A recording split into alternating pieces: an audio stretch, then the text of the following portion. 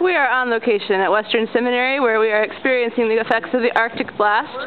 We do have sightings of snow, folks. We just would encourage all of you to stay indoors where it's nice and warm. I have a report from the part-time employees who are working in the cold. Tell me, guys, what's it been like for you today?